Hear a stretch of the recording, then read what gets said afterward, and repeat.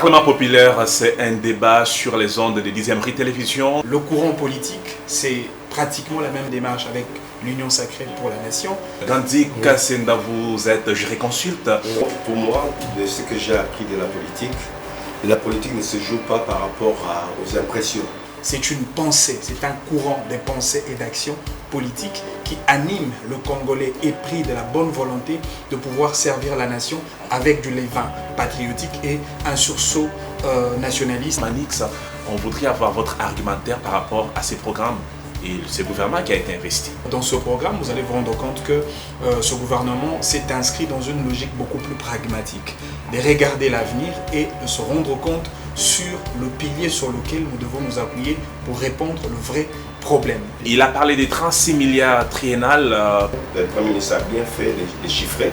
Moi, je dis qu'on est toujours en dessous de ce qu'on devrait nous avoir. On dirait qu'il y a de ce côté-là un manque de volonté politique de pouvoir faire plus. Félix Tshisekedi a accepté de s'accrocher à l'intérêt du peuple d'abord. En 2 ans et demi, on ne peut pas tout faire de ce qu'il a prévu, et je le souhaite d'ailleurs, qu'il le fasse en 7 ans ou en 7 ans et demi.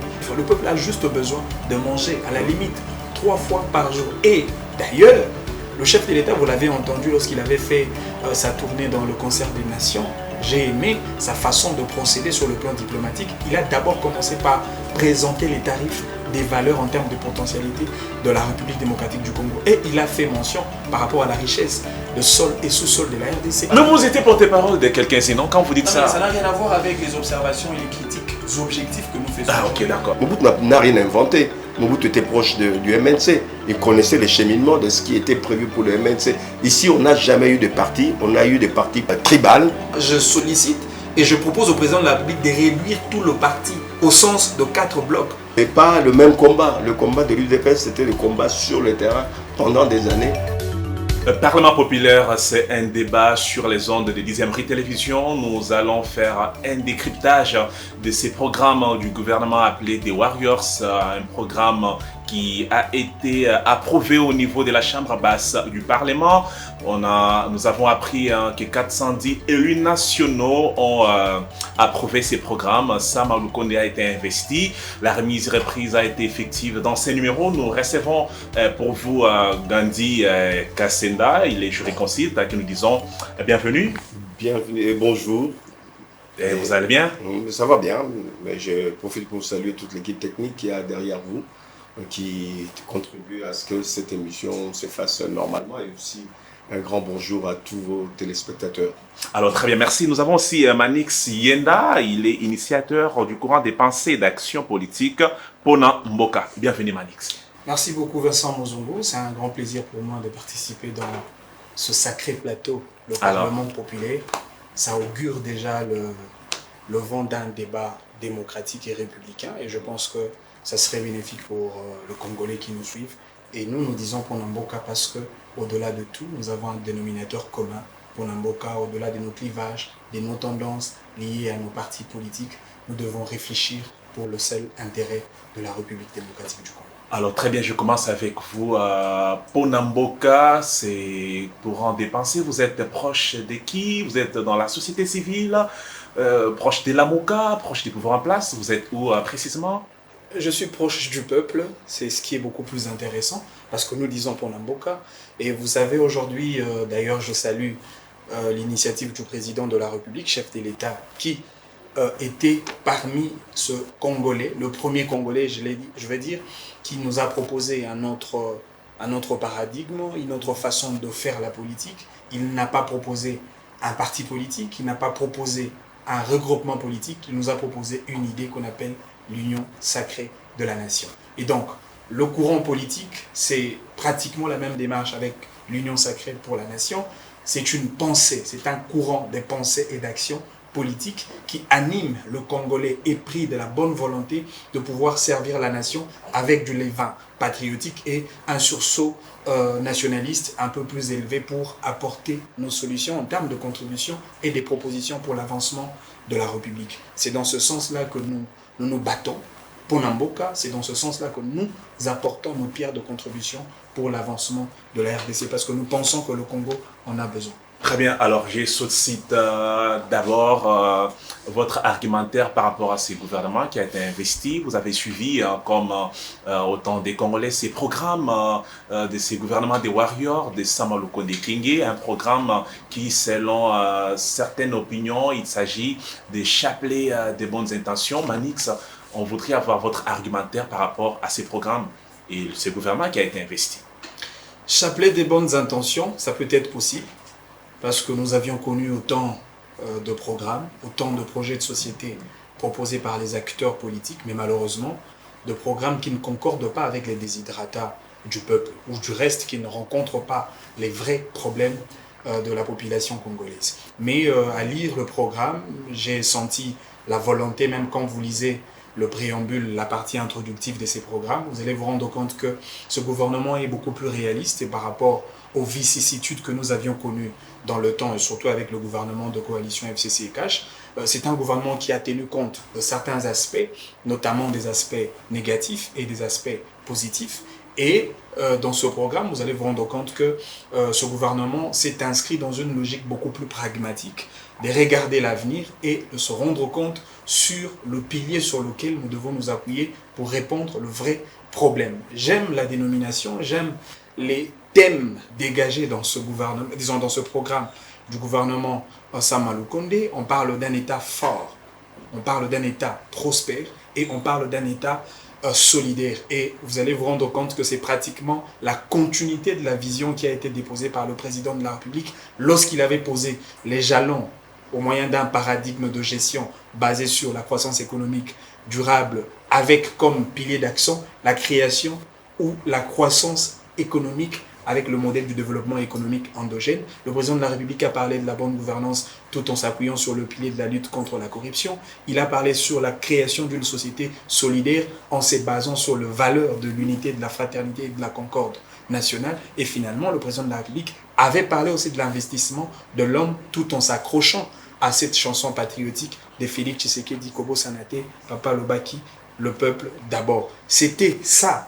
D'abord, l'idée maîtresse, c'était ça, d'abord, les fils conducteurs de la gouvernance de Félix Tshisekedi, mais qui malheureusement s'est soldé à un résultat très déplorable à cause justement de cette coalition FCC-CACH. Et aujourd'hui, en regardant justement ce programme de Sama Lukonde, on se rend compte que le président de la République tient aux jalons, aux bases fondamentales qu'il avait posées. Et je crois, avec cette nouvelle équipe gouvernementale, nous pensons qu'ils seront beaucoup plus responsables et beaucoup plus sérieux par rapport aux problèmes du peuple. Et nous ne devons pas oublier qu'il y a eu un contrat, aussi longtemps que Félix Tshisekedi a accepté de s'accrocher à l'intérêt du peuple d'abord, ce contrat demeure au sens d'un contrat social. Et donc, si Félix Tshisekedi, dans les 3 années qui restent, n'arrive pas à répondre aux desiderata de la population, je crois que le contrat, en termes des ambitions électorales, sera coupé et le peuple, je ne pense pas qu'il pourra jeter à nouveau le dévolu sur Félix Alors, Tshisekedi. très bien, nous allons en parler. Les élections de 2020. Il y a une thématique qui est réservée à ça. Très bien. Je prends Gandhi Kassenda, vous êtes jurisconsulte. Je rappelle en passant, le programme ici a été... on a parlé des 15 piliers qui ont été scindés en 4 secteurs. Alors, quand vous avez suivi Sama Lukonde Kenge, quelle est l'impression que vous vous êtes fait à l'idée? Disons, pour moi, de ce que j'ai appris de la politique ne se joue pas par rapport aux impressions. La politique ne se joue pas non plus par rapport aux théories que les uns et les autres peuvent lancer, des projets qu'ils peuvent lancer. Rappelez-vous, il y a quelques années, quand vous regardez, vous lisez le manifeste Lancelé, je ne sais pas si on a fait mieux jusqu'à présent par rapport au manifeste Lancelé. Quand vous lisez le manifeste de Lancelé de Mobutu, vous dites que ce pays va se développer très vite, ou c'est un pays développé compte tenu de sa programmation. Mais le tout n'est pas de théoriser, puisque quand on regarde le programme du gouvernement actuel, Sama Lukonde, moi je leur donne simplement la présomption qu'ils peuvent arriver, tout comme ils ne peuvent pas arriver. C'est que ce qu'ils ont fait, ce n'est pas une nouveauté, c'est plus ou moins une reprise de projet, programme qui était celui du gouvernement sortant, peut-être amélioré, peut-être avec de nouveaux acteurs. Donc c'est la suite du programme d'Ilunga Ilunkamba. C'est presque identique. Essayez de comparer, puisque c'est le travail des journalistes. Essayez de prendre le programme d'Ilunkamba et le programme actuel, vous verrez, c'était sur 15 piliers. Vous verrez sur le contenu, peut-être on a déplacé des mots. Oui, il a parlé des 36 milliards triennales pour les 2 ans, les 2 ans à venir. Mais ils ont bien fait de chiffrer, puisqu'on n'a pas cette habitude de statistiques, de chiffrer les choses. Il a bien fait, le gouvernement, le Premier ministre a bien fait de chiffrer. Moi, je dis qu'on est toujours en dessous de ce qu'on devrait nous avoir. On dirait qu'il y a, de ce côté-là, un manque de volonté politique de pouvoir faire plus. Quand on imagine que dans ce pays, compte tenu de ce que Luzolo disait, il y a une déperdition de plus de 15 milliards du fait de la corruption, du fait des détournements de fonds. Avec l'IGF, l'hémorragie a été coupée. Hein. Non, pour le moment, on n'a pas les statistiques. Il faudra qu'on travaille avec les statistiques. Si on arrive à récupérer même le 2 tiers, en exagérant, même la moitié de ce que Luzolo disait qu'il y avait des perditions de 15 milliards, si on arrive à récupérer même 7 milliards, si on récupère les 7 milliards, si on essaie de travailler, de gérer autrement le pays, il faut rappeler que ce pays s'est développé grâce à l'agriculture. Les gens ne se souviennent pas, il faut faire des recherches pour le savoir, pour financer le développement de l'industrie minière, il a fallu que l'argent vienne de quelque part. Cet argent est venu d'où? De l'agriculture. Puisqu'à l'époque, l'agriculture était développée, que ce soit les cafés, les cacao, les veillas, etc. C'est l'argent venant de l'agriculture qui a financé l'installation de l'industrie minière. Et comme le président l'a dit à juste titre, avec raison, mais il faut marteler là-dessus, il faut qu'il y ait une revanche du sol par rapport au sous-sol. Il faudra, je pense que je ne l'ai pas bien senti, que le gouvernement actuel mette l'accent. Les axes là, j'aurais voulu... Si l'accent a été mis sur l'agriculture. Non, on a mis sur beaucoup de choses. Ce qui fait qu'il y a une certaine déperdition d'énergie. On devrait se dire, puisqu'il reste... L'énergie devrait être focalisée où aujourd'hui, il reste au président de la République 2 ans et demi. En 2 ans et demi, on ne peut pas tout faire de ce qu'il a prévu. Ça, c'est possible, c'est valable, et je le souhaite d'ailleurs, qu'il le fasse en 7 ans.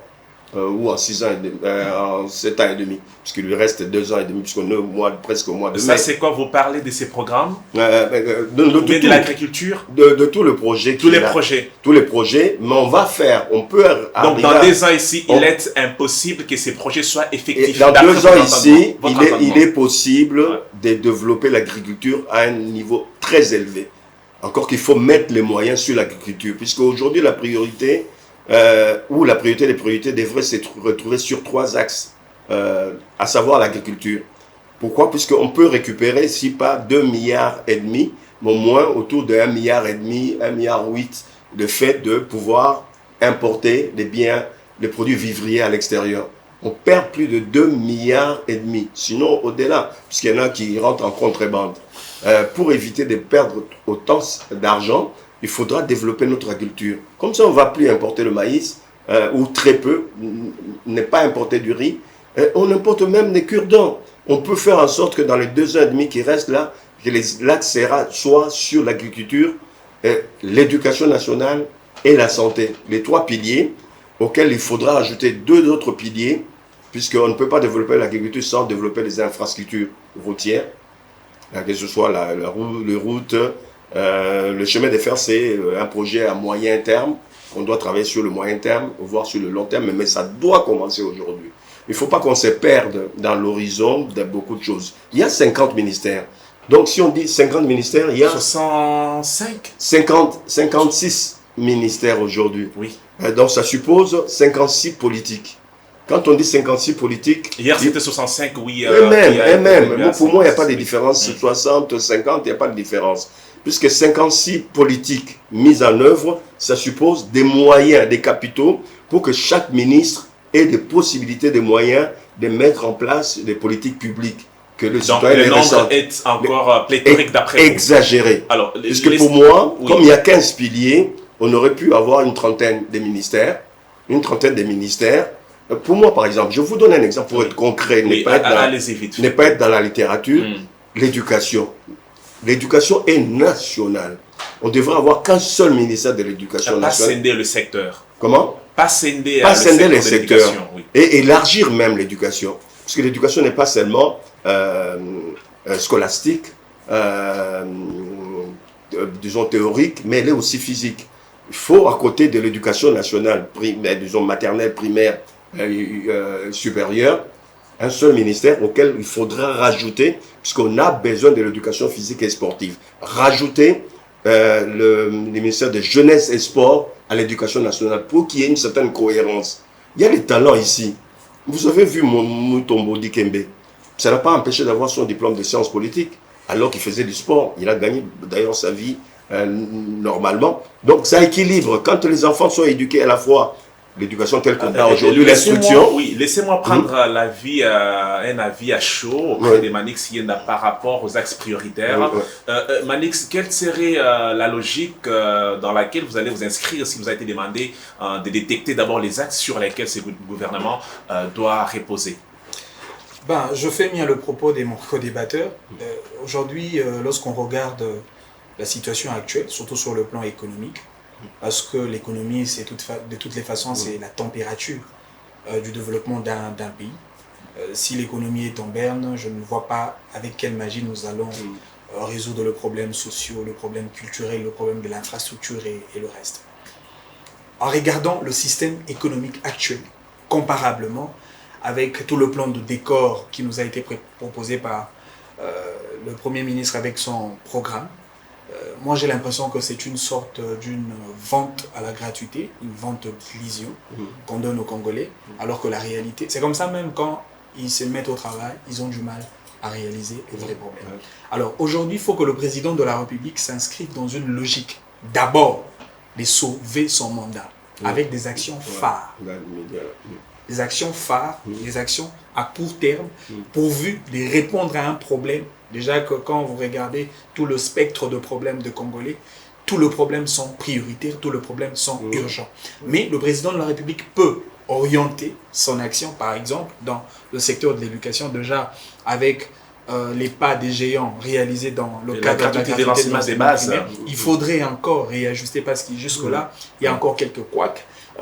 Sur le traitement des enseignants, il y a encore quelques couacs par rapport à l'accompagnement de la gratuité par rapport à certaines écoles, surtout les écoles conventionnées catholiques. Il faudrait revoir ces problèmes et avoir l'effectivité de la gratuité de l'enseignement parce que l'éducation, c'est le cœur d'une société, l'éducation, c'est la base. Et deuxièmement, il faut axer la priorité de notre gouvernement d'abord sur l'économie et les finances. Vous savez, tout à l'heure, mon co-débatteur vient de parler de l'économie des bases dans le temps qui a été axée sur l'agriculture. Aujourd'hui, l'agriculture, c'est pratiquement ce que le Congolais attend sous le formule de quête demande le peuple. Le peuple n'a pas besoin forcément de minerais, de diamants, de coltan, de cuivre. Le peuple a juste besoin de manger, à la limite, 3 fois par jour. Et d'ailleurs, le chef de l'État, vous l'avez entendu lorsqu'il avait fait sa tournée dans le concert des nations, j'ai aimé sa façon de procéder sur le plan diplomatique. Il a d'abord commencé par présenter les tarifs des valeurs en termes de potentialité de la République démocratique du Congo. Et il a fait mention par rapport à la richesse de sol et sous-sol de la RDC. Il a dit, le Congo regorge plus de 80 millions d'hectares de terres arables, capables d'alimenter plus de 2 milliards de citoyens du monde. Et déjà, nous allons assurer, ne serait-ce qu'avec la potentialité de la RDC, assurer la couverture en termes de sécurité alimentaire de toute l'Afrique. Et donc, il suffit seulement de regarder les secteurs agricoles et faire avec le moyen de bord. Je donne un exemple plus patent, ce qui a été fait au Gabon.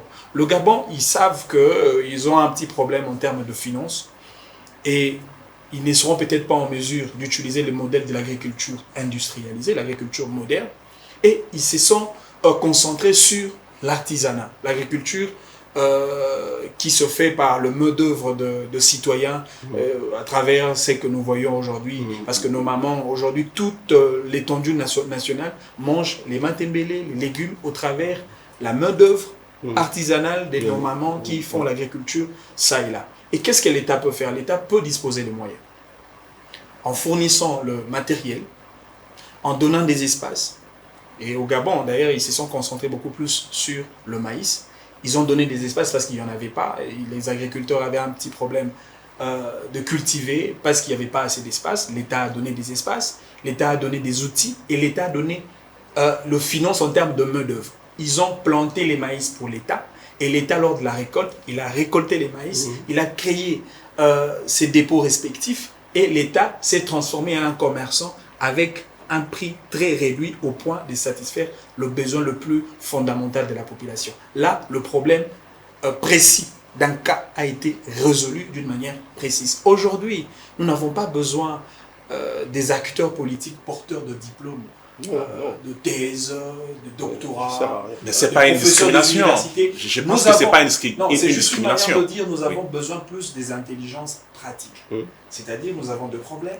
Quelqu'un qui arrive, il dit par rapport à ce problème, voilà ce que nous devons faire pour résoudre ce problème.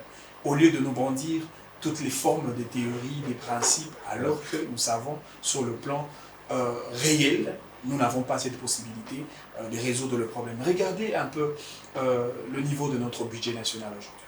Nous sommes allés en deçà du standard moyen. Aujourd'hui, c'est même ridicule, c'est même honteux de parler de la RDC tout en brandissant notre budget. Nous sommes aujourd'hui au chiffre de 3 milliards 500 millions de dollars. Ça, c'est quand même ridicule pour un Congo qui est considéré comme la gadget de l'Afrique. Un Congo qui aujourd'hui se retrouve dans le panier. Mais à qui doit-on, j'aurais souhaité que Gandhi puisse répondre à cette question, à qui doit-on vraiment pointer du doigt par rapport à notre budget?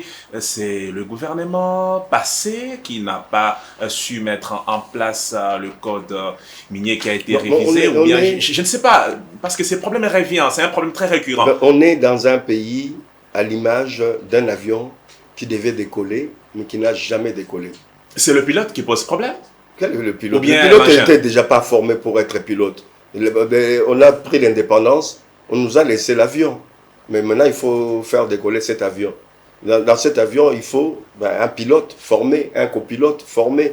Il faut aussi, qui a l'expérience du moins, puisqu'on peut être formé, quel que soit les cas, de manière scolastique ou de manière empirique, d'équipage en général. Mais on devient indépendant en 60, contrairement à d'autres États africains, où déjà, vers les années 40, 50, il y avait des gens comme les Senghor, les Houphouët-Boigny, qui avaient déjà des responsabilités au niveau des chambres de députés en France, des gens qui avaient déjà la pratique du pouvoir, de la gestion de la chose publique. Alors chez nous, qui avions-nous? On avait qui? On avait ce qu'on appelait à l'époque des commis d'État, qui n'étaient même pas des cadres intermédiaires. Quand on donne l'indépendance à un pays comme le nôtre en 60, on arrive avec des commis qui étaient quand même bien formés, mais qui n'avaient pas de capacité de gérer en tant que cadre un État comme le nôtre. Et encore, on met en place un gouvernement. Au sortir de l'indépendance, le pays était géré par 10 directeurs généraux. On n'en parle pas assez, pour revenir même au gouvernement pléthorique. Il y avait 10 directeurs généraux qui géraient tout le pays. Ce sont ces 10 directeurs généraux, avec le concours du gouverneur général et du ministre des colonies, qui ont géré ce pays, qui ont créé des infrastructures ici ou là, des écoles, etc., en très peu de temps. À moins de 60 ans, ils ont développé ce pays au niveau qu'il était. Mais nous, en 60, on devient indépendant. Il fallait à un moment donné que nos élites de l'époque, s'il faut les appeler ainsi, puissent se poser, même pendant 6 mois, réfléchir, même s'il n'y avait pas beaucoup d'universitaires, puisque pour la réflexion, il n'y a pas besoin, comme mon collègue le disait, il n'y a pas besoin d'avoir des diplômes, des grands diplômes d'université. Avec les gens qu'on avait, les commis qu'on avait, avec la population, on pouvait imaginer quel est l'objectif qu'on peut s'assigner, qu'on peut assigner à notre pays. Compte tenu de ces objectifs, mettre en place un gouvernement ou les institutions qui répondent par rapport à nos objectifs. Il s'est avéré qu'il n'y a pas eu ce temps de réflexion. Mais maintenant, qu'est-ce qui doit être fait? Parce que c'est là où le vrai problème est dans la gestion actuelle de la République. On a un nouveau gouvernement qui a été investi. Nous parlons de notre budget qui ne reflète pas l'image de notre grand et beau pays. Alors, on pose la question de savoir comment Sama va pouvoir survivre et va pouvoir faire pour, n'est-ce pas, faire face à tous ces défis qui pointent à l'horizon. Mais Sama doit, qu'on le veuille ou non, il est obligé de mettre des moyens pour développer l'agriculture. Et de cette agriculture qu'on aille avec l'industrie, qu'on aille jusque vers l'industrie agricole. Premier point. Sama doit maintenir l'éducation nationale, donner encore plus de moyens. Vous savez que le Botswana, qui a presque les mêmes matières que nous, mais même moins, au Botswana, un enseignant touche $1 300, alors que le député dans ce pays-là touche $1 400. Quand tu compares avec notre pays, où l'enseignant a 100 $, les députés à 8 000 ou 12 000, on ne sait même pas les chiffres, combien ils touchent. Ça pose un problème. Les écarts qui existent, les déséquilibres là, ça déséquilibre le reste. Mettre l'accent sur l'agriculture, maintenir, renforcer l'éducation nationale, donc l'enseignement, la santé. S'il arrive avec ces 3 piliers, de renforcer les choses, et subsidiairement, et c'est important aussi, de faire en sorte qu'il y ait des infrastructures pour les 2 ans et demi qui restent, démarrer au moins, puisque il ne s'agit pas là de pouvoir arriver à un niveau de développement, mais d'arriver à mettre les choses sur les rails. On pourra déjà, pour les 5 ans à venir, je lui souhaite d'ailleurs, qu'il ait les 5 ans à venir où il aura réellement la responsabilité totale, puisque là, il aura la responsabilité totale pendant 2 ans et demi. Ce n'est pas suffisant pour arriver... Mais ce n'est pas aussi moindre que ça. C'est pas aussi moindre que ça. Manek Sienda, est-ce que le nombre pléthorique du gouvernement actuel serait-il un handicap à un élan pour ce gouvernement qui a tant de défis à relever? Mais déjà, un pays qui présente déficit en termes économico-financiers, pourquoi avoir beaucoup des institutions qui, d'ailleurs, consomment davantage les trésors publics de l'État? Et avec quels moyens vous allez répondre aux besoins d'une démographie qui déjà va au-delà de 100 millions d'habitants? Vous savez, aujourd'hui, lorsque le président de la République nous avait proposé le budget, c'était une manière d'augmenter les enchères, je comprends. C'était une manière de vouloir oser, en boostant les animateurs du gouvernement pour au moins, à la limite, arriver à un budget de 10 milliards de dollars. Mais nous sommes rattrapés par les exigences de la réalité. Et quel a été le point de chute? Nous nous sommes retrouvés par ce qu'on appelait à l'époque le correctif budgétaire. Il faudrait revenir par le système de gestion sur base caisse. Oui, nous pouvons envisager un budget en termes de 10 milliards de dollars, mais qu'est-ce que nous avons réellement dans notre caisse de l'État? Parce que le problème que nous avons aujourd'hui, par exemple le problème de Covid-19, le problème social, le problème d'ordre sécuritaire, nous allons résoudre ce problème avec le fonds réel qui existe dans notre caisse. D'où la nécessité justement de rendre orthodoxe notre gestion en termes de dépenses publiques. On ne doit pas dépenser l'argent de l'État n'importe comment. Je reviens encore sur le propos de mon co-débatteur tout à l'heure. Il est vrai, ça c'est d'ailleurs très important, si le président de la République est resté sur ne serait-ce que le 3 axes ou le 3 piliers, l'agriculture, l'éducation et la santé, pour le 3 ans qui reste, je crois, le président de la République allait poser des actes remarquable et le peuple allait... Mais vous oubliez la sécurité, la partie Est est une zone en proie. Ici, non. Quand on dit accès, les priorités de l'action gouvernementale sur les 3 secteurs, cela ne voudrait pas dire qu'on doit négliger la sécurité, qu'on doit négliger l'aspect diplomatique ou on doit négliger les aspects politiques. Non. Ça, ce sont des axes prioritaires parce que l'urgence s'est présente. Le président de la République doit à tout prix sauver son mandat. Un autre panier de réflexion par rapport à la proposition. Parce que moi, j'ai toujours dit, il est vrai que le gouvernement oriente sa concentration beaucoup plus dans l'architecture nationale, le pouvoir central. Mais regardez un peu l'architecture nationale de notre pays. Nous avons des ETB à côté du pouvoir central, à côté du pouvoir provincial. Les entités territoriales décentralisées, dotées de la personnalité juridique, c'est-à-dire ils ont de l'autonomie financière et de l'autonomie administrative. Sans contrôle en plus. Ce qui veut dire ceci, que ces entités-là, ils ont de possibilités de créer des unités économiques dans leurs entités respectives. Aujourd'hui, regardez ce qui est prévu même dans notre Constitution. Parlons du problème de Caisse nationale des péréquations. Il est reconnu à 10% dans le budget national qui doivent s'orienter vers les entités territoriales pour ne serait-ce que maintenir l'équilibre des développements au niveau local. Aujourd'hui, comment est-ce que le peuple congolais qui vit à Kindélé, à Massina, pourra sentir l'action de Sama Lukonde aussi longtemps que ce peuple ne voit rien? D'où, qu'est-ce qu'il faut faire? Il faudrait doter à ces entités-là le moyen nécessaire pour pouvoir poser des actions. Parce qu'une commune, ne serait-ce qu'avec son autonomie financière, parce qu'il y a des taxes à valeur communale qui sont prélevées par les communes. Aujourd'hui d'ailleurs, moi je me demande pourquoi les bourgmestres de communes n'ont jamais présenté de budget communal. Non, on ne sait pas. L'argent qu'on prélève pour le parking, les célébrations de mariage, etc. qu'est-ce qu'on en fait? On fait quoi avec cet argent? Nous devons poser la question à Chantini Mobila, peut-être que ça s'est fait. Même déjà au niveau de bourgmestre. Au niveau de bourgmestre, nous pouvons résoudre autant de problèmes. Comment vous pouvez imaginer un pays comme la RDC? Je prends le cas de la ville-province de Kinshasa. Nous n'avons qu'un seul camion anti-incendie qui se trouve à Gombe.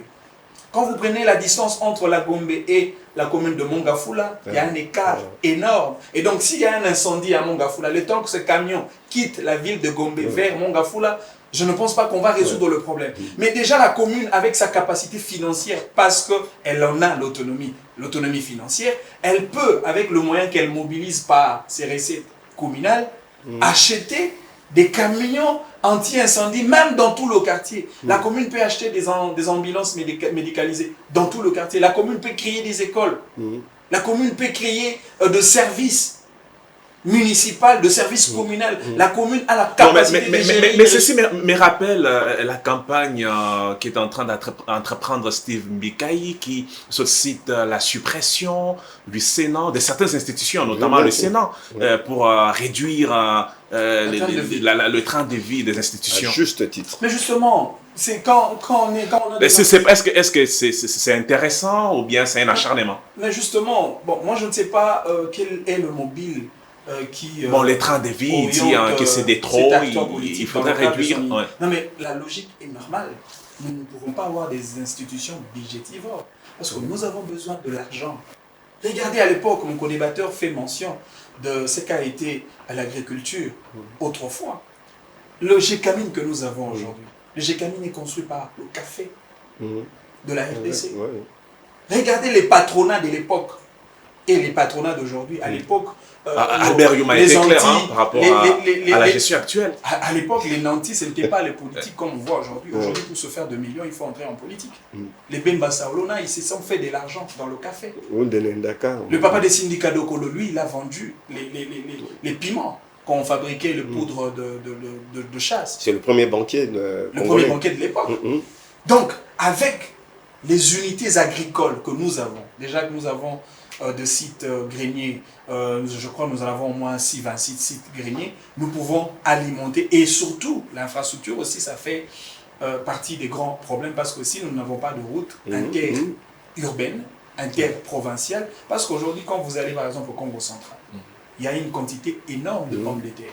Mais comment est-ce que ces pommes de terre qui peuvent arriver de Congo central vers l'Équateur aussi longtemps qu'il n'y a pas de route? Vers même à Goma, il y a des pommes de terre. Mais comment est-ce que les pommes de terre peuvent quitter de Goma vers Kinshasa? Et donc, il faudrait créer une interdépendance entre le peuple en mettant des infrastructures au travers du service public de l'État, les routes, pour permettre la mobilité en termes d'activité commerciale afin que le peuple puisse se sentir. Au cas contraire, nous allons faire du surplace autour de concepts, autour de termes, autour de discours qui finalement vont énerver le peuple. Et quand le peuple va exprimer son ras-le-bol, là, ça sera l'envahissement de la rue. Très bien. Et on va pratiquement répondre les mêmes erreurs que le prédécesseur de Félix Tshisekedi. Très bien, Manixienda. Gandhi Kassanda, je vous prends. Qu'est-ce qu'il faut faire pour éviter le cercle vicieux de ce qu'a fait les régimes passés ou les gouvernements passés, de telle sorte que Samalou Konde, qui a 2 ans et demi, ne puisse pas rater les actions envergure? Moi, à sa place, j'aurais, au-delà des axes que nous avons développés nous deux, j'aurais mis l'accent aussi sur la réforme de l'État et surtout de l'administration. On n'a pas une administration de développement. Pourquoi? Puisqu'on donne le pouvoir aux politiques, aux gens qui ont fait l'université et autres, alors que nous avons des fonctionnaires... Ça revient beaucoup. Nous avons des fonctionnaires avec le temps qui ont une certaine expérience, qui ont ce que moi j'appelle les 3 S, le savoir, le savoir-faire et le savoir-être. Mais ils sont noyés dans une marée où il y a pléthore de personnel au niveau de l'administration qui n'ont même pas de bureau. On les retrouve devant les édifices de l'administration. Ils ne savent pas ce qu'ils font là. Ils savent qu'ils ont leur numéro matricule.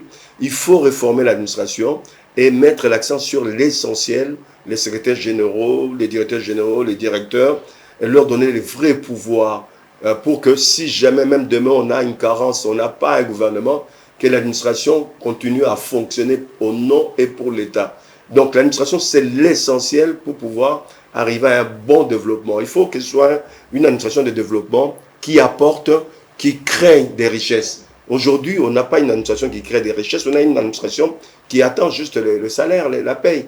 Ce n'est pas normal. Comme le collègue disait, il parlait, vous lui avez posé une question à juste titre, il y a des institutions qui servent à rien. À quoi sert, si je vous pose la question, le Sénat aujourd'hui? Vous serez en difficulté de me répondre. Non, mais il faut poser la question à Steve Mbika, qui oui, est indifférent avec le président. Non, qu'il est des différents ou pas, moi j'ai toujours pensé que le Sénat n'est pas nécessaire. Et aussi l'Assemblée nationale telle que nous l'avons aujourd'hui, moi j'ai dit que ce n'est pas nécessaire dans cette configuration. 500 députés, pourquoi faire? Pour que certains viennent dormir. Et moi je pense que... dorment? Je dis pour que certains viennent dormir. Vous avez déjà vu, au moins, comme moi... Bon, les gens peuvent somnoler, hein, ça arrive à tout le monde. Ça arrive, même dans ces cas-là, je ne viens pas. Pas une excuse. Si je suis fatigué, je ne viens pas là où je fais semblant d'aller faire pipi et je reviens. Donc moi j'ai dit que même le nombre de députés qu'il y a, c'est pléthorique aussi. Et moi, on a combien de territoires? Je crois qu'on a, si ma mémoire est bonne, dans les 145 territoires. Si on a 2 députés par territoire, ce sera toujours trop, mais au moins ça, 2 députés par territoire. Moi, si c'était moi, ce serait un député par territoire. Vous dites que 500 c'est trop par rapport à quoi? Par rapport à la démographie? Mais quelle démographie? D'abord, le moyen de l'État qu'on a. On a tourné aussi sur les moyens de l'État. Les moyens de l'État ne permettent pas d'avoir 500 députés. Il faut moins que ça. Si on est à 300, c'est déjà beaucoup. Moi, je pense que même couper la poire en 2, et le reste, puisque s'il y a 500 députés, il y a aussi 500 assistants qu'il faut payer. Il y a 1000 personnes. On les paye combien? Plus. Ils ont deux assistants par les moi, je souhaite qu'on arrive, c'est pas qu'on fasse du copier-coller comme le Botswana, qu'on arrive à resserrer les salaires. C'est tel que moi j'ai appris, et j'ai fonctionné longtemps dans l'administration des entreprises publiques ou semi-publiques, mais les salaires c'est de 1 à 10. Mais quand tu regardes les salaires d'un enseignant qui est de $100 et les salaires d'un député dont on ne connaît pas toujours le chiffre, ça aussi entre 4 000 et 12 000 dollars, mais c'est plus que de 1 à 10. Il faut qu'on arrive, même dans l'administration, à ne pas dépasser la différence de salaire de base de 1 et dépasser les 10. Ça doit être même dans l'administration. D'ailleurs, je ne sais pas, peut-être que vous n'êtes pas disposé à me répondre à cette question, mais je vais tenter de poser la question à Manix. Qu'est-ce qui expliquerait cet écart entre l'argent qui toucherait un député national et un enseignant? Non, mais c'est le manque de conscience, manque de responsabilité. Moi, science sans conscience n'est que ruine des langues. Ah, ouais. Bien sûr que oui. Pire que moi, ça. Je ne suis jamais d'accord avec le président de la République, chef de l'État. L'actuel. Tshisekedi Tshilombo, par le fait qu'il a loupé l'occasion d'être courageux. Parce qu'au Congo, le Congo d'aujourd'hui, on a besoin de quelqu'un, d'un président de la République qui vient imposer la nouvelle ligne, la nouvelle démarche, un chemin qui sauverait toute Ça ne s'appelle pas de la dictature? Non, pas de la dictature. Quand vous venez créer, par exemple, vous avez tout à l'heure entendu mon co-débatteur qui déplore le fait que notre système administratif est pratiquement archaïque. Ouais. Il n'y a même pas, vous savez, l'école nationale d'administration qu'on avait créée, c'est devenu aujourd'hui une sorte d'école secondaire supplémentaire. Ah, c'est vous qui le dites? Mais justement, c'est parce que mais c'est un peu fort. Mais c'est parce que nous secondaire supplémentaire. Mais bien sûr que oui. C'est parce que nous n'avons pas une vision claire par rapport à cette école nationale d'administration. C'est comme si on n'a pas su pourquoi est-ce qu'on a créé l'ENA. Que servent ces jeunes gens après avoir aujourd'hui, d'ailleurs, regardez, ils réclament. Ah oui, il y a 42 agents qui ont été affectés à la DGA. Ça fait pratiquement... Qui n'ont jamais commencé le boulot jusqu'à aujourd'hui. Qu'est-ce que vous inculquez dans la mémoire de cette nouvelle génération de jeunes gens qui viennent apprendre et servir la nation? Vous savez qu'il y a un principe de la vie qui dit l'homme ne donne que ce qu'il a. Moi d'ailleurs, j'ai toujours dit, la meilleure de manière pour éradiquer la corruption dans notre pays, c'est de serrer les secteurs de l'éducation, les secteurs de l'université. Parce que ces enfants qui apprennent des valeurs au niveau de l'école, au niveau de l'université, ce sont ceux-là qui deviendront le cadre de demain. Mais s'ils se sont passés des classes par le moyen de la tricherie, la corruption, à l'université, ils ont triché, comme ils ont toujours utilisé le terme branchement, etc. Lorsqu'ils deviendront députés, ministres, ils vont reproduire pratiquement la même chose. Et donc, il faudrait que le chef de l'État vienne avec une dose de courage, imposer une ligne de conduite par rapport aux Congolais. Il ne faut jamais oublier que l'État, aujourd'hui on regarde l'État comme une réalité d'une personne morale faible qui n'a pas assez de capacité. L'État doit utiliser sa contrainte publique. L'État a un pouvoir sur le sujet. L'État a un pouvoir à imposer pour que la population, ce sujet, puisse s'y mettre et respecter. Mais que font les animateurs de l'État aujourd'hui? Aujourd'hui, le président Félix Tshisekedi reprend pratiquement les mêmes modèles de gestion laissés par... Bon, ça c'est dit ça et là. Est-ce que réellement le président de la République est en train de faire du copier-coller? Ben oui, puisque...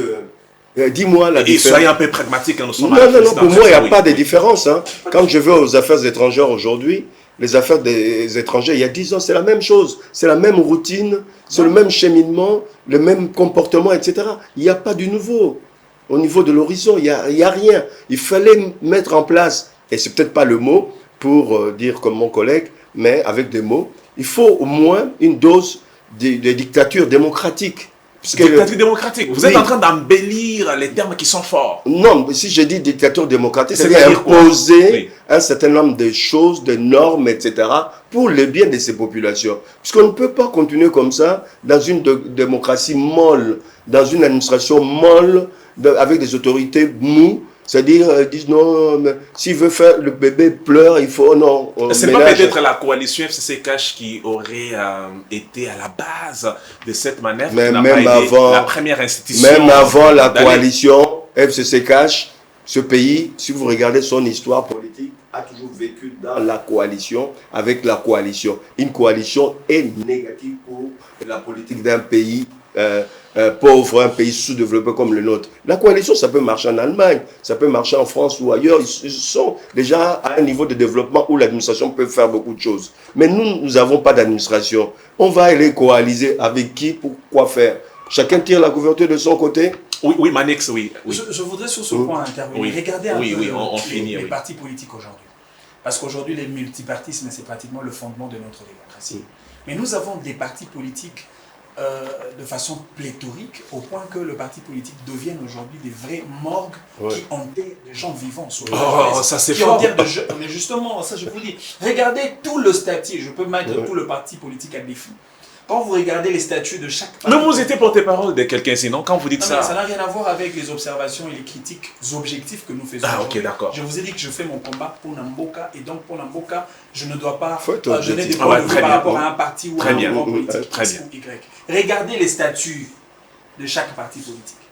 Dans la rubrique des finances, contribution financière, qu'est-ce qu'ils disent? Ils disent quoi? La cotisation de membres, dons et legs.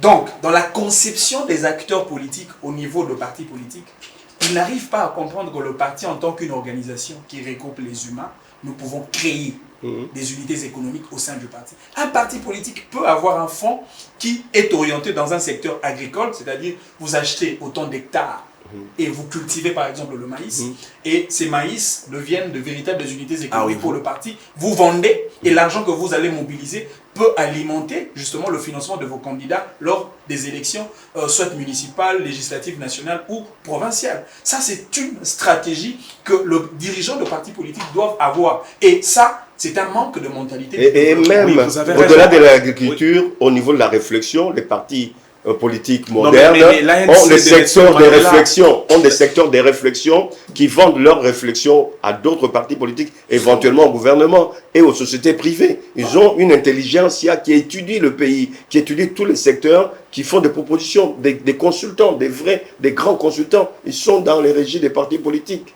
ou des syndicats. Ici, c'est zéro. Et d'ailleurs, j'en profite puisqu'on parle des partis politiques. Combien de partis politiques au Congo? Il y en a 700. Combien payent des impôts? Ah oui, mais ça c'est une très bonne question que nous allons poser aux détenteurs des partis politiques. L'ANC de Nelson Mandela, c'est toute une institution, j'ai appris. Et il faut engager des gens quand vous arrivez là-bas, mais vous allez faire un offre de soulagement. Mais je ne sais pas, c'est Manix qui a parlé des partis politiques, je ne sais pas d'où est-ce qu'est parti ces modèles des partis politiques où on ne sait pas réfléchir en fond et créer certaines unités de production. C'est parce que nous n'avons pas pu donner du contenu à notre démocratie. La démocratie est une réalité globalisante. Et chaque État doit avoir la capacité de donner le vrai contenu dans sa démocratie. Regardez notre constitution. On parle de la démocratie politique, la démocratie économique, sociale et culturelle. Mais la question qu'on doit se poser, quid de la démocratie sociale?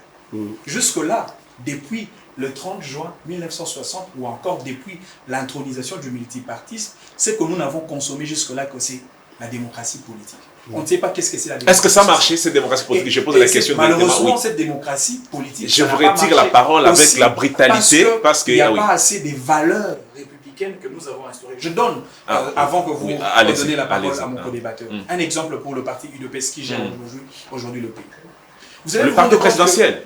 Le parti présidentiel. Vous allez vous rendre compte que l'UDPS, bien que je respecte sa sacrée lutte pendant 37 ans de pouvoir, l'UDPS a contesté la dictature, il a banni toutes les formes de dictature et d'autocratie, surtout la forme de pensée unique. Nous disons coup de chapeau. Mais dans l'organisation interne de l'UDPS en tant que parti politique, vous allez vous rendre compte que l'UDPS n'était pas structuré en termes de responsabilités orientées. Comment ça se fait ailleurs? Ailleurs, quand un parti comme l'UDPS, vous faites par exemple l'opposition, c'est-à-dire c'est lui qui est au sein du parti, chargé pour les questions de santé, c'est-à-dire les chargés de questions de santé, celui-là il fait pratiquement le double travail. D'abord, il critique les ministres de santé en exercice et il a aussi la capacité de proposer des idées par rapport au secteur de la santé. Et une fois que ce parti-là prend la majorité présidentielle, c'est-à-dire détient le bâton de commandement, comme le cas avec l'UDPS aujourd'hui, on n'a pas à chercher un ministre de santé. C'est automatique. On sait déjà qu'il y avait quelqu'un au sein du parti qui travaillait dans le secteur de la santé, qui travaillait dans le secteur de la diplomatie. C'est à lui de prendre la commande et de diriger le parti. Aujourd'hui, le président de la République commence à chercher des gens. Vous allez vous rendre compte, quelqu'un qui a fait la profession de médecin et on lui nomme par exemple le ministre de l'économie. Ça, c'est quand même très grave. Vous prenez quelqu'un qui n'a même pas un diplôme de graduat, vous lui donnez la responsabilité de gérer les ministères de l'enseignement supérieur et universitaire. Ça, c'est une insulte même pour le professeur. Un grand travail à faire et nous devons faire ce travail avec le président de la République. C'est le président de la République qui doit imposer. Moi, je sollicite et je propose au président de la République de réduire tout le parti au sens de 4 blocs. On peut opter pour le bloc. D'ailleurs, quand vous regardez l'UDPS, comparablement au PPRD. C'est pratiquement le même parti qui partage la même idéologie, socialiste, démocrate. Socialiste, démocrate. C'est-à-dire, on peut ramener tous ces partis-là par rapport aux formats idéologiques et au courant de pensée. Mais l'éternel aboutissant, c'est ça tous les problèmes. Les secteurs politiques de notre pays, au lieu de voir toutes les... Oui, Monsieur Gandhi, je reviens à vous. Le parti politique, c'est l'architecture d'une nation en principe. Qu'est-ce qui doit être fait comme un travail de fond dans nos partis politiques? C'est vrai, ce n'était pas notre thématique, mais c'est une parenthèse que nous offrons. Nous sommes presque à la fin de cette Moi, je pense qu'il faut donner un coup de pied dans la fourmilière. Les partis politiques au Congo n'ont jamais évolué, ils n'ont jamais changé de façon d'être, puisqu'ils ont commencé, comme la plupart des partis politiques dans le monde, c'était d'abord des associations, nous beaucoup plus, sauf qu'ailleurs, des associations, c'était national, ou c'était par rapport à un thème bien défini. Nous, nos partis politiques sont issus des associations tribales, qui sont devenues ensuite des partis politiques. Les Anamongo, Abako, etc. Konakat, Balubakat.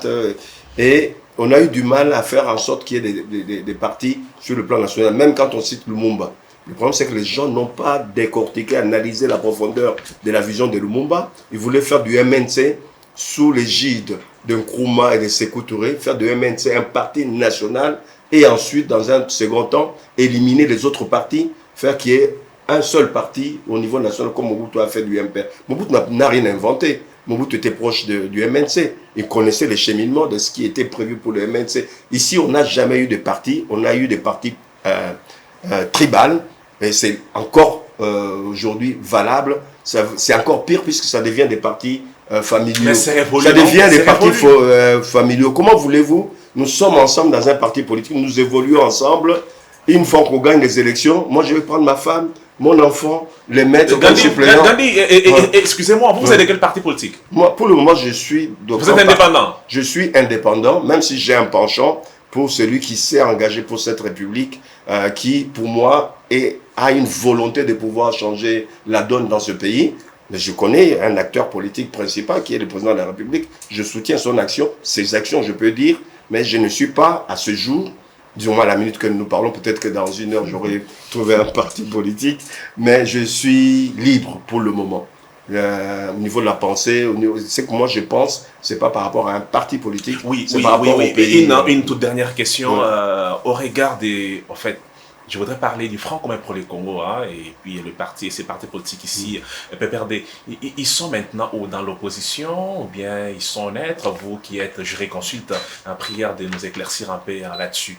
La bonne question pour le... Moi je suis jurisconsulte beaucoup plus spécialisé en droit international public et politiste. La question, elle est bien posée. C'est plutôt un constitutionnaliste qui peut mieux répondre à cette question. Mais, en tant que citoyen, je trouve que vous encore, vous prêtez le flanc au FCC. Pour moi, le FCC, je disais à certains collègues, notamment dans les débats télévisés ailleurs, dans une télévision nationale, il y a un an, je leur disais, c'est fini le FCC. Ils ne me croyaient pas.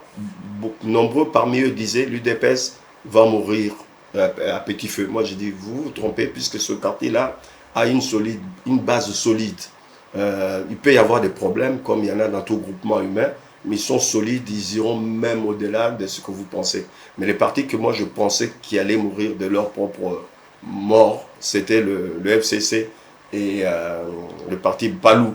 Les gens ne me croyaient pas. Voilà aujourd'hui ces gens de Palou ou de l'UFCC qui commencent à s'arroger à être c'est pas des gens de l'UDPS, indirectement. Palou est toujours en vie. Hein. Ils sont en vie, mais en 3 morceaux.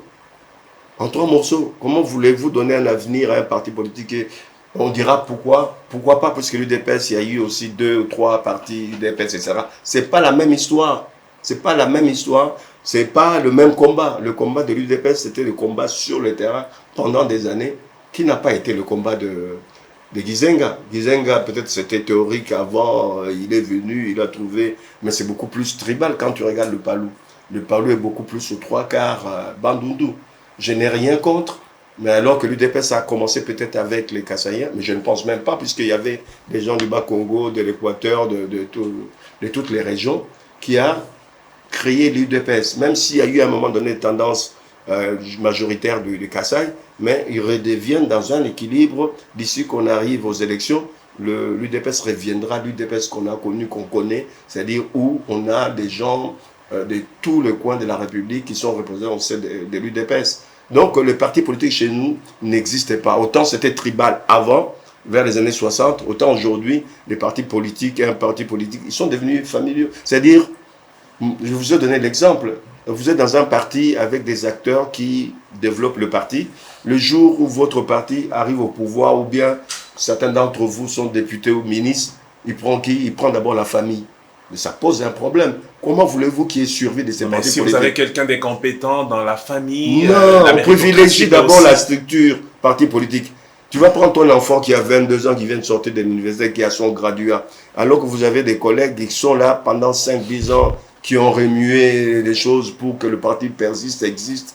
Et ben vous allez prendre votre gosse de 22 ans ou votre femme comme suppléant de député. Et vous allez prendre votre deuxième... Vous avez fini votre timing. Nous sommes presque à la fin de cet entretien. Manik Sienda, la question directe par rapport à l'UDPS. Quel est le regard critique que vous avez à l'égard de ces partis politiques? Bon, moi je pense que l'UDPS a encore un grand travail à faire. L'UDPS doit restructurer son organisation interne. Il est vrai que l'UDPS a commis beaucoup de ratés pendant les 2 premières années du quinquennat du président de la République. Et l'UDPS doit se poser des questions par rapport aux candidats de l'UDPS aux élections de 2023. Et je voudrais vraiment que l'UDPS travaille beaucoup plus dans la formation de ses membres. Parce que l'UDPS, en tant que parti qui commande la machine étatique aujourd'hui, doit montrer à la face du monde la qualité de l'expertise politique venant de l'UDPS en tant que parti qui détient le bâton de commandement. Ce n'est pas ce qu'on voit aujourd'hui. C'est vrai, si hier on a été dans la rue, aujourd'hui, ce n'est plus un combat de conquête de pouvoir parce que vous avez déjà le pouvoir. Aujourd'hui, ce que l'UDPS doit faire, c'est exercer le pouvoir et l'exercer à bon escient. Parce que à la fin du mandat du président de la République, le peuple pour qui l'UDPS a obtenu le bénéfice en termes de cutus électoral pour avoir le président de la République à la tête du pays, le même peuple va poser à l'UDPS des questions de savoir qu'est-ce que vous avez fait de notre sacré mandat que nous vous avons conféré. C'est comme ça que l'UDPS a le devoir de reconsidérer ses stratégies politiques, d'orienter à nouveau ses stratégies politiques pour sauver non seulement le mandat du président de la République et obtenir le privilège d'avoir le deuxième larron lors des élections déjà pointées à l'horizon 2023. Manik Sienda, merci d'être passé dans cet entretien. C'est à moi de vous dire merci. Et je rappelle que vous êtes initiateur du courant des pensées et d'action politique Pona Mboka. Gandhi Kassenda, juré consulte et analyste politique indépendant, merci de votre passage. Merci bien, merci à vous et à toute l'équipe et à votre station. Merci beaucoup, cet entretien est terminé, nous allons nous retrouver très prochainement avec un autre numéro. Portez-vous bien, à plus.